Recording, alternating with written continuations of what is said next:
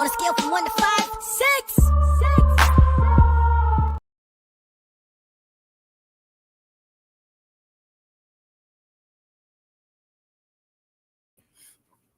Didn't realize I was muted. What it is, what's up, what it is, what it do. It's your boy LC, the place to be. Happy Friday to you all. Back with a brand new episode of U Buggin for this week. As I always do, y'all see the ticker. Follow U Buggin on Instagram. Follow U Buggin on YouTube. You can watch this live on YouTube, and I'm streaming to Twitch right now. Shout out to y'all for joining in. Let's move right on. All right. Patriots beat the Jets last night, 27-14. The Patriots as the top contender, or set to be top contenders for the foreseeable future. As it stands right now, they do have a game on the AFC.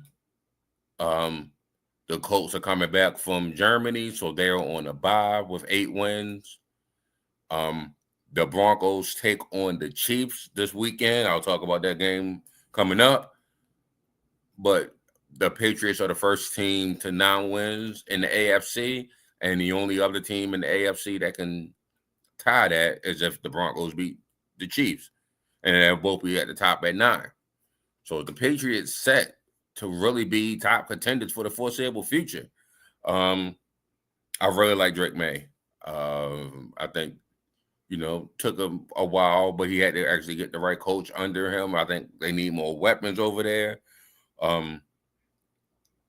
They used to have a guy under center that used to be able to just, go to the popcorn vendors and make Super Bowls happen. I don't want to even have him chasing that ghost right now. That's not even a realistic thing for him to even be mentioned. That's why I didn't even mention that guy's name. That GOAT got platinum horns right now, so we're not even going to talk about him.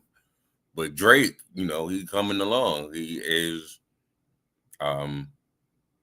playing well. He's in MVP conversations this year. So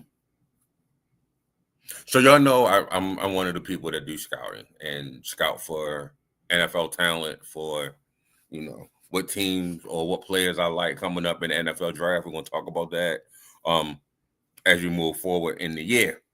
One running back who I would have been high on for the last 3 years, Travion Henderson, is over in New England killing, and he's only going to get better.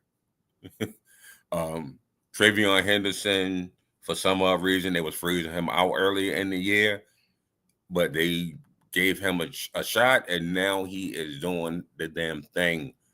Travion Henderson from Ohio State, I've been scouting that man for a long time. I said he was going to be what he was, or I said he was going to be what he is, and he's that. So, man, shout out to Travion. I'm happy to see him make my predictions come to fruition. But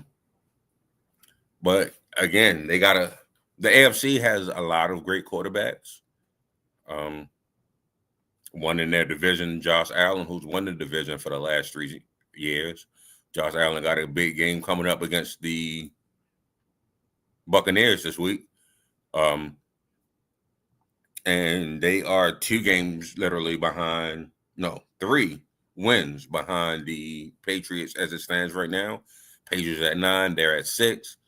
So if they happen to not pick up a win, they will be down 3 wins to the Patriots, who haven't had their bye yet. But Patriots have already beat them. And this week 11, got 7 more weeks to try to make up 3 wins. And Patriots is rolling. So this could be, it's a toss-up between those two, the last 2 division winners for the AFC East, to who's actually going to win it this year. So I think Patriots is poised to maintain the top position. There are rumors and murmurs and rumblings that if Josh Allen and the Bills don't get it done this year, they could be without their head coach and trying to get a new coach. I like Sean McDermott. I think he's a fine coach. I think he does a great job.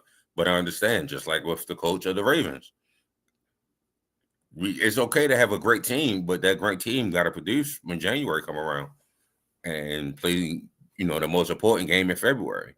And if he ain't the guy that you believe can get you there, why not take a jump and a swing and a miss? If he ain't the guy, when you pick him up, grab another one. There are coaches out there that want to be head coaches.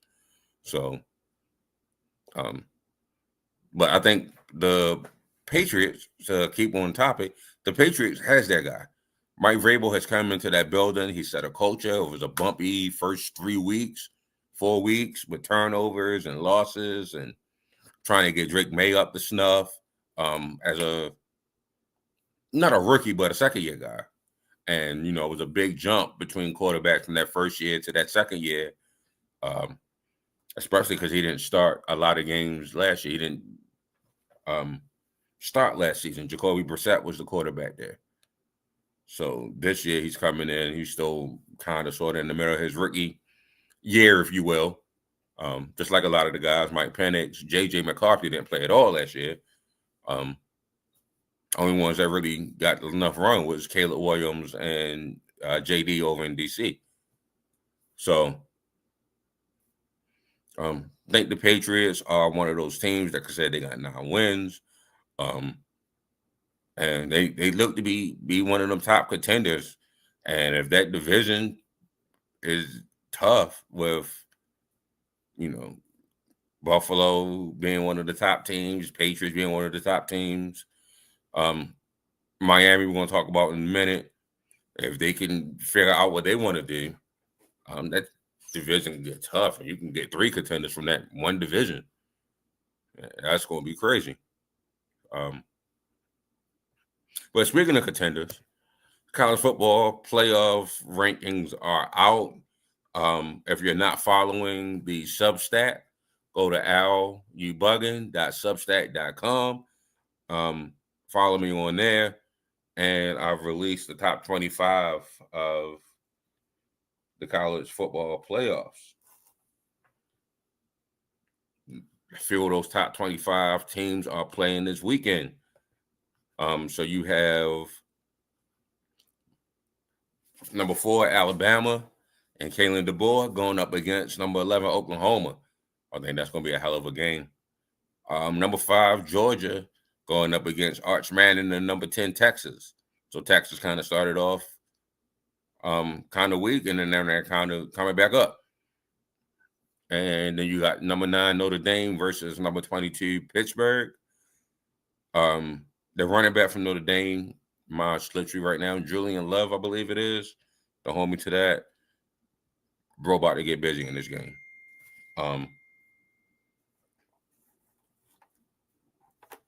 And then number 17, USC versus number 21, Iowa. It's going to be another good game. So there's a lot of good games coming up this weekend that have big playoff implications.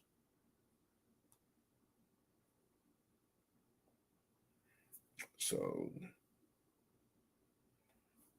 just to give you a quick rundown of the top, I'm going to give you the top 12 since that's who actually makes the playoffs. Ohio State is number 1. Indiana is number 2. Number 3 is Texas A&M. Number 4 is Alabama. We talked about they're playing Oklahoma.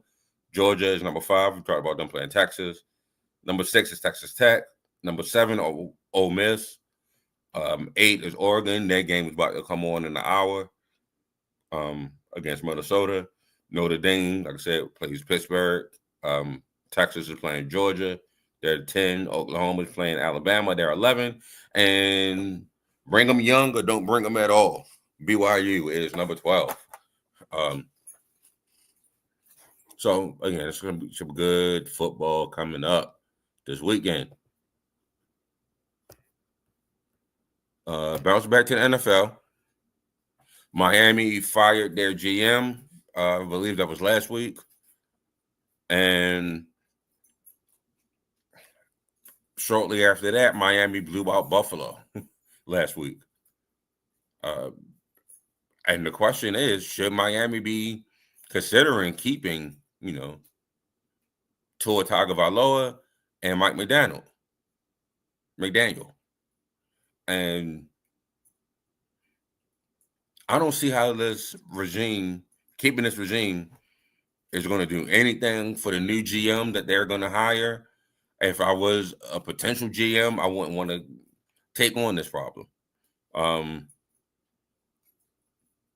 Miami needs a lot of help. Miami don't really. I don't see the direction from Miami right now. They're an offensive team that can't really move the ball. They got a quarterback that, when he's healthy, he could play, kinda. But when he's not healthy, he's kind of out for a season. So I don't see a direction forward with Tua. If I was the new GM, I would definitely want to draft my own quarterback. Now, looking at the quarterbacks that's coming out in this class, you got the Indiana quarterback. But a lot of the quarterbacks that were seen as top quarterbacks coming into the draft this year hasn't really panned out. I doubt if Lenore Sellers comes out. I doubt if Gary Nussmeier comes out. You probably got Drew Aller coming. And then from Drew Aller, you probably are looking at Cade Klubnik. But they haven't really played the way they were expected to play. You probably got Carson Beck coming out, and I don't think Carson Beck is anybody's answer to the future, be honest with you. No disrespect to Carson. I can see him being a career journeyman. That's just the level of play that I've seen out of Carson Beck, and pretty much at college, he's been a career journeyman. So I don't see how that changes once the Bullets get live. And then Mike McDaniel, I keep calling him McDonald, sorry. Mike McDaniel in Miami, I don't know if I want to keep him as my coach. The teammates playing hard for him, so he hasn't lost the locker room. But I think he's a good guy, and not necessarily being the good guy is the good thing right now. So I don't know if I'm keeping Mike Mack. I will want to get rid of him, especially if I can go ahead and get me top coach. I probably would try something with Dayball. Probably try one of these Joe Brady, one of these new upcoming offensive coaches. Anthony Weaver is currently on the staff. I would definitely try to see if he wants to come up and be a head coach. So they got a bright future with whatever GM they decide. And I would say leave it in the future as far as this regime with Chris Greer and with Mike McDaniel and with Tua Tagovailoa had a past, had its run. They didn't produce any playoff wins, and I don't see a path forward where they become one of those top teams. Like I said, mentioned with the two teams that's in their division, the Patriots and the Bills, I don't see a path forward for them to be in the same conversations with them if you keep the same regime. So you most definitely have to change that regime. But that's just me. Let's move from the AFC East to the AFC North and NFC North for that matter. This weekend there are big games for the AFC North. All four teams are playing each other. The first time the Ravens played the Browns, the Ravens picked up their first win of the year. It was 41-17. They were able to pretty much force Joe Flacco to turn the ball over, force the team to get a lot of turnovers. And the game looked a lot more of a struggle than the actual final score indicated. This time, the Ravens will be without Marlon Humphrey as he had a pin in his finger. Rashad Bateman is out with a high ankle sprain. Rookie Jay Higgins hurt his knee. And Justice Hill is out with a toe injury. Hopefully it's not a turf toe. Hopefully all four players are expected to be back pretty soon. If not for the Jets game next Sunday, probably for the Thursday night game Three of those guys will probably be that Thursday night game unless Justice Hill toe is actually turf toe. Which sounds like a minor injury, but turf toe is definitely serious, especially for a running back. As far as planting and cutting and doing all of that and standing firm and blocking, that's a major injury. If it is turf toe, it's just that toe. So I'm trying to get more information on that, and I'll be back next week with more information on them. So like I said, the first time the Ravens beat the Browns 41-17. I could see a similar path forward. The Ravens are playing a lot better than how they've been playing in week 2. And Lamar Jackson is out there. Lamar Jackson will be playing. They kind of confused him, but he still threw, 3 touchdowns in the struggle. So I still see Lamar Jackson go ahead and get busy again and win this time. Win this game. This time they do not have Joe Flacco. They got Dylan Gabriel. Dylan Gabriel has not looked like one of the best quarterbacks in this league. Let's be diplomatic and say it that way. He does not look like one of the best quarterbacks in the league. So I think the Ravens will be able to put pressure on him. We'll be able to probably get a couple turnovers and sacks on him, even without Marlon. I think T.J. Tampa, Chidobe Awuzie, and Nate Wiggins on the corners is going to do a hell of a job locking down the Browns receivers. Jerry Jeudy, what's the dude name? David Njoku. I don't believe they're going to be able to get off. So I could see a similar path forward. Let's just call it 34-10 this time for the Ravens to beat the Browns. Also, the Bengals will be playing the Steelers. I believe at the same time. No, they got the 1 o'clock game. The Ravens got the 4 o'clock game. The Bengals and Steelers play at 1. First Joe Flacco game with the Bengals. The Bengals beat the Steelers 33-31. This time, Darius Slay will be out. Alex Highsmith is out. And Cole Holcomb is out. For the Steelers and for the Bengals, they're going to be without Joe Burrow, obviously. Trey Hendrickson, Samaje Perine, and Shamar Stewart. So their defense, which they could ill afford to lose people on, they're going to be without 2 of their big defensive names, and Trey Hendrickson and Shamar Stewart. But the Steelers are coming into this game. Like I said, the first time they lost, they're going to be pissed off. Like I see the Steelers inching out a win here. I'm going to call it 34-31 for the Steelers. I just don't see that defense being able to stop Aaron Rodgers before. I don't see the Bengals defense being able to stop Aaron Rodgers, and I don't necessarily see the Steelers being able to stop the Bengals. They'll just be able to slow them up enough for Aaron Rodgers to go ahead and get that W. So I'm going with the Steelers on that game. And then for the NFC North, the Lions will play the Eagles at 8 o'clock. That's going to be a good game. But the Bears and the Vikings are fighting for second place. Those are 2 teams that drafted quarterbacks last year, and those quarterbacks look good so far. Caleb Williams is definitely playing a lot better than he did last year. And J.J. McCarthy is finally playing and finally healthy. If I had to go with a team, I'm going with the Bears to pick up that W. All right. Also, the Chiefs are coming off of a bye. They are playing against the AFC West leading Denver Broncos. The Chiefs need a win. They cannot afford to go, but they have 5 wins. This would be 9.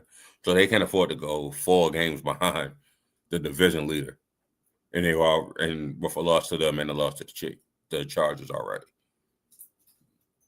They cannot afford to go behind that far. I believe the Broncos defense can get after Pat Mahomes. There's top 10 in pressures, top 10 in the top 10 in pressures, and being able to top 10 in sacks as well, trying to get after the quarterback. That's what I meant to say. And I think the Chiefs win this game. I'm sorry. I think the Broncos will be able to slow down the Chiefs. I think the Chiefs win this game if their defense can get after Bo Nix and contain Bo Nix. Contain Bo Nix. Bo Nix can't get off. Bo Nix has been having slow starts. First 3 quarters. I just be nice to say he's not looking that good. And in the fourth quarter, he's the best fourth quarter quarterback. If the Chiefs could go ahead and extend their lead over the Broncos by the time it gets to that fourth quarter, and then that Chiefs defense could go ahead and put his head back and just rush the quarterback, I think the Chiefs will come out with a W in this one. It's going to be a very close game.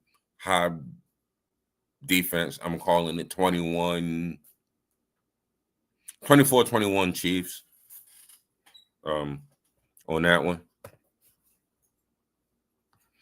All right. And then, like I said, the nightcap on Sunday is the Lions taking on the Eagles for tops of the NFC. They're both tied at the NFC with 8 wins, I believe it is.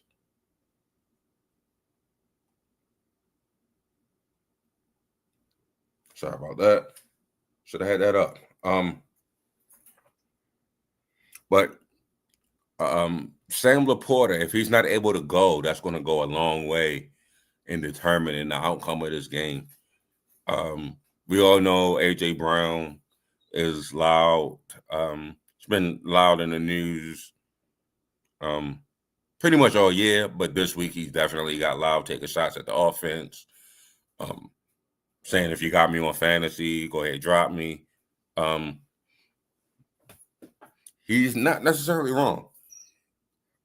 We may not like to hear it. There's probably a better way that you can go about it if you want to be diplomatic. But it shows that A.J. Brown, when he's targeted, he's uncoverable. I mean, he separates vertically. He separates in routes. He's amazing after the catch. He's one of the best wide receivers in the league. I don't understand. And as you can see behind me and on the hat, I'm a Ravens fan. If we can force feed Hollywood Brown, or let me take it back. If we can force feed Zay Flowers is probably my height, my weight. A.J. Brown is 6'3" and muscles. If we can figure out a way to force feed Zay Flowers, they can figure out a way to get the ball to A.J. A.J. don't need, like I said, he's amazing after the catch. He ain't got to catch the ball down the field every game. He can separate with a slant. He can separate with an out. He can separate with an end cut. He can separate on a post. Just throw it to him. But I think they might need a trial separation. Now, I don't believe in this in a romantic situation at all, but just like, some marriages have trial separations. You go over this house, I go over this house.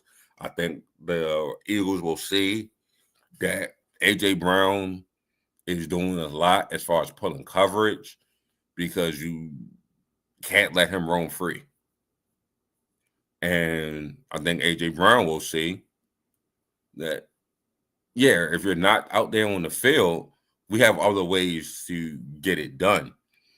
And this trial separation can be, all right, AJ, you go ahead, stay home. We're going to go ahead and try to find a trade for you. Or it just shows them exactly what they offer and bring to each other. They just might need that. It might need to go that way because a locker room distraction, we seen what happened with them 2 years ago when they had multiple distractions and they were winning the NFC East until they weren't, and then they lost all the games afterwards. You do not want to go in that type of funk again. On the Lions side, I don't know how much of a big difference it is that Dan Campbell was calling the plays now, but it looked good against Washington. Washington is without their quarterback, so who knows what that is. But Dan Campbell calling the plays could be something, and it could indicate success for the Lions as far as him moving forward and him switching out offensive coordinators at the end of the season. Not every issue in the season could wait till the offseason. So I like that Dan Campbell took over the play calling, and they, for the record, they weren't calling bad plays. They weren't a bad offense at all. So, I like both of these two teams this year. I've been rooting on both of these two teams. I've been cheering both of these two teams on. If I got a pick for this game, give me Philly. Give me Philly. I like Philly more in this matchup. I really did. No rhyme or reason. Philly by 7. So let's say 38-31, if that's a possible score. All right, I'm gonna go ahead and get the rest of these picks out the way. Again, follow me on Instagram and YouTube at L_U_Buggin. Go to athletically challenge the mag.com. Go see what my brother Digital is putting out there, man. I want all of y'all to win. If y'all got things that y'all need me to post, to promote, let's talk. Let's work together. All right. So the first game of Sunday, Miami's going against Washington. I do have Miami winning this game. At 1 o'clock, Carolina versus Atlanta. I'm gonna go with the upside of Carolina. They beat the Falcons 30-0 before. I don't know how on ESPN this is an upset, but I'm going with Carolina again. Buffalo versus Tampa Bay. I'm going with Buffalo. Houston versus Tennessee. I'm going with Houston. Already talked about that matchup. Green Bay going up against the Giants is Green Bay. Bengals versus Steelers, we've already talked about. Chargers versus the Jaguars. I'm going with the Chargers in this matchup. Even though it's a West Coast team coming east early, I do believe in what LA is putting on. And then your 4 o'clock matchups, give me Seattle over the Rams. But I do believe it's going to be a tight, close game. It's going to be a good game. 49ers going up against the Cardinals. Give me the 49ers to bounce back. Ravens over the Browns. Chiefs over the Broncos. Like I said, Eagles over the Lions. And then Monday night, if you care to watch, the Cowboys is going up against the Raiders. This is an old school, old drag 'em out fight. Then I'm going with the Cowboys. All right, y'all. And also, in addition to follow me on YouTube, follow me on Instagram, go ahead and subscribe to the Substack. There it is right there, lubuggin.substack.com. I'll put articles up there all week. I'm definitely going to start after Thanksgiving putting up articles about players that I'm scouting during the week, what they're doing as far as, playoff matchups, all of that good stuff. As teams get eliminated, as we get closer to week 12, week 13, teams start getting eliminated, I'm going to put them on the clock and let you know, hey, this is who should be, who they should be targeting. But I appreciate each and every one of you guys for joining in on the stream, however you did it, whether it's on Twitch or on YouTube. Appreciate you. Be blessed, be productive, be more. I love you. I'm out.